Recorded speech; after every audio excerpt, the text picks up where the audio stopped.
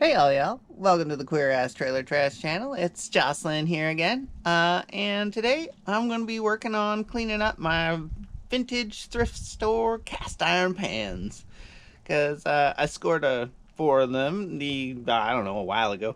I've been hoarding them, waiting for my kitchen to get all up and ready, and then I could fix them up so that I could put them into regular day-to-day use. It's exciting. I got a couple of them done already, and I've just been working out the little hiccups with my process so that I can show you all how to do it without having to, have any hiccups. So we're gonna start today. I'll show you what I'm using and what we're working with, and just how to go all about it. And bring something that looks like it's about crusted in 45 years of bacon grease, and just get it right on back to perfection. So here we go. We got our tools we're gonna be using today. So I don't know. This is what I used previously. It's a drill with a wire brush on it, and that's pretty great. It works all right. But I've upgraded to this here angle grinder, and this here brush is extra aggressive. So I've been using that one to start with, and then I'm switching to this kind of finer brass wheel to polish it off at the end. And I guess to even get started, I've been kind of scraping anything that'll just come off, and any little crevices you might need to get into. Get these different size wire brushes. But a couple of the pans are like, it's an archaeological dig almost. So you just get this and get the big chunks off so that you're not just flinging them everywhere all over yourself with the old angle grinder. Then, of course, whenever you're using an angle grinder and you're dealing with rust and other things, you want to wear your little ventilator mask, got some eye protection, and, I got really bad eyes already, so I like to go extra duty with the old goggles. These are all the way around. Not gonna get, especially with wire wheels and shit, it's nice to have something. You're not gonna get wires flinging off there and coming up underneath your glasses, because that can't happen. Then leather gloves. Leather on the front, leather on the back. I can't tell you how many times I've had little wires fucking stab me in the knuckles, and then you have to pick them out like a sliver. Earmuffs, because shit's loud. So, to start with, we gotta fetch ourselves a cast iron pan. And, oh yeah, I'm also working inside this here cardboard box, because that also helps catch the dust and all that crud that's going to be just flying willy-nilly everywhere. If you can do it in a contained environment, it's going to save you a lot in the cleanup department, which that's where I like to do most of my savings, because cleaning sucks.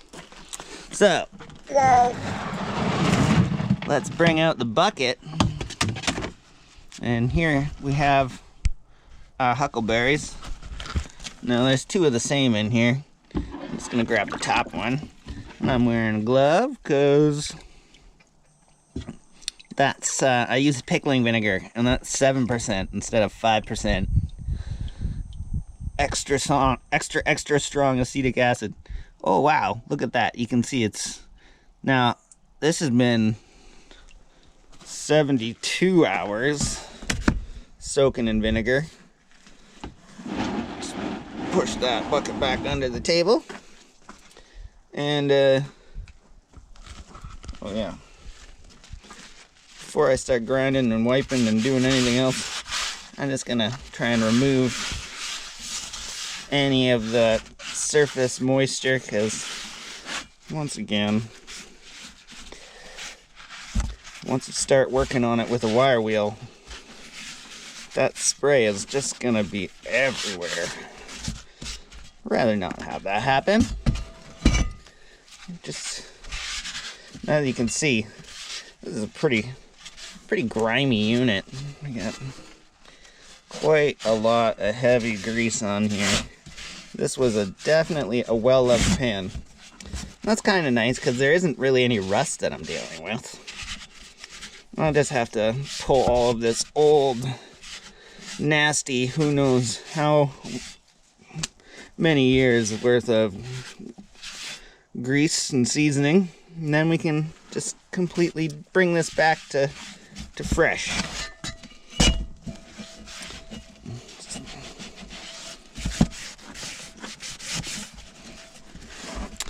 The Lodge 5 USA. You can see we already got some bare metal here. But with the wire wheels, we're going to bring all of this crud off, right back down to that. All the way around. Alright.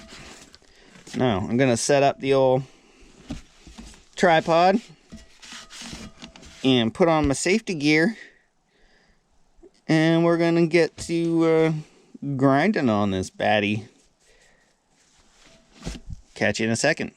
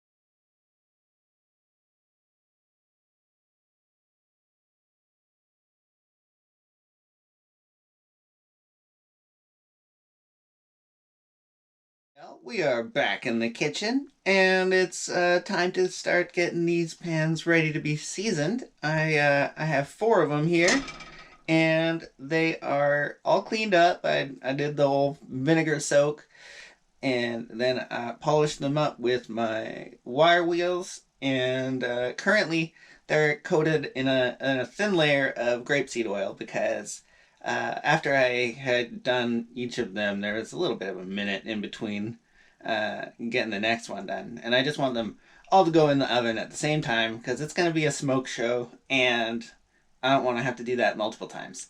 So I just put a thin coat of oil on them and then wiped down with a paper towel so they're not rusting right now, and they look a little shiny because of that. But what we're going to do is the seasoning step. So since they're bare metal, I'm going to take them. They're still kind of dirty. I just put the oil on them right after I had finished grinding them up. So I'm going to wash them in some really hot and soapy water, as hot as my little handies can handle. And then I'm going to stick them in the oven to dry. I got the oven set at 200 degrees right now. And that'll just make sure there isn't any moisture on them anymore. And I'll pull them out, let them cool down enough to touch. And I'm going to turn the oven up to 375 degrees. And then I'm going to coat the pans again in oil. I'm using grapeseed. You can use other things. I don't know. It's what I have on hand. It doesn't get crazy. It's not like olive oil. It doesn't smoke.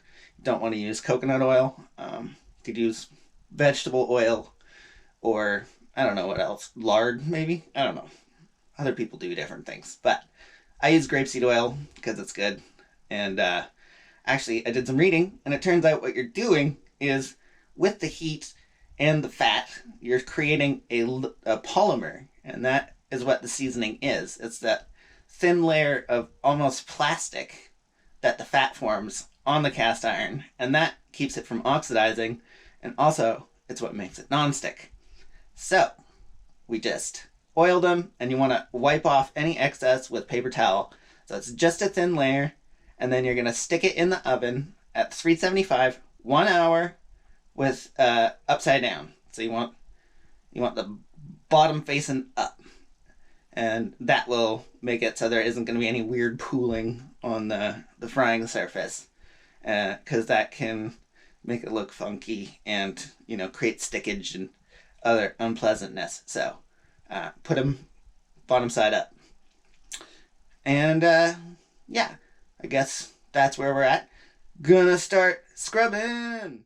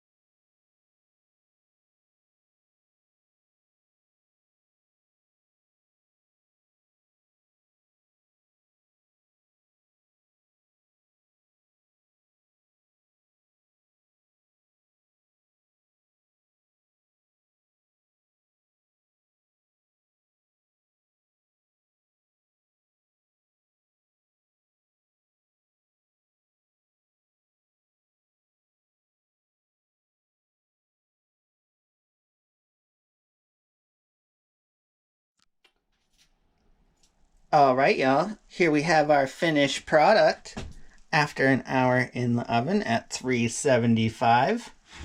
Pull these all out, let them cool down, and these are back to good as new.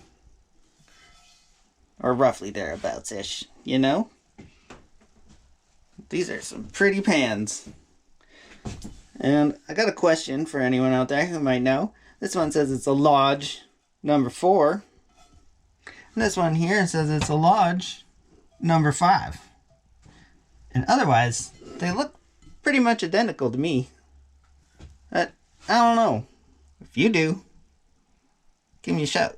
Let me know. Because this is also a 5. Is that like a quality of the cast steel? I don't know. But this little one here is looking real nice. Look how deep bronze that is. Just shiny as fuck. Love it. Gong. This one's nice. And look at that gleam. This was so grimy. How clean and clear you can read that. My pretty. Oh, I got the handle back on. See? There you go. That's a complete pan now. Love this face.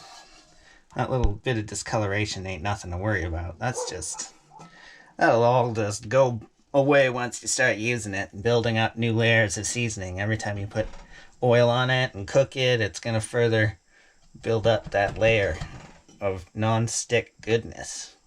So never use soap when you're cleaning them out. Just wipe them down with towels or rinse them with water and then immediately wipe them out and put another layer of oil in there and give it a wipe down with a paper towel to keep that nice and protected from oxidization.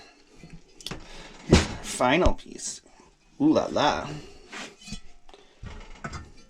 So, I'm pretty sure that this was 8. This was 8. These two were maybe 10? 12? Anyway, this is about $40 worth of pans, I think. And that would probably be about like, I don't know, $200 worth of cast iron new. So that's a pretty good deal, I think. It wasn't too hard. Once you get out the old angle grinder, you can really do some damage quick. This is pristine. I am so pleased.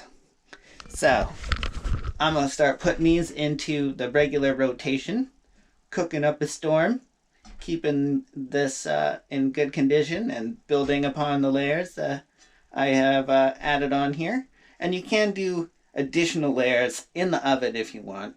And if you ever find your seasoning starting to kind of wear thin, you can just skip all of the grinding and wash it with some soapy water. Get any sort of crud off that might be just kind of superfluous, and then recoat it with oil, wipe it down with the paper towel, and then just bake it in the oven for another hour. And that'll refresh your seasoning. Toot sweet. So, I hope this was a little bit enlightening. If you have other questions, you can write them in the comments, or Google probably has your answers too. That's where I got all of mine. And till next time, I hope you guys are well and take care of yourselves, take care of each other, and keep it real.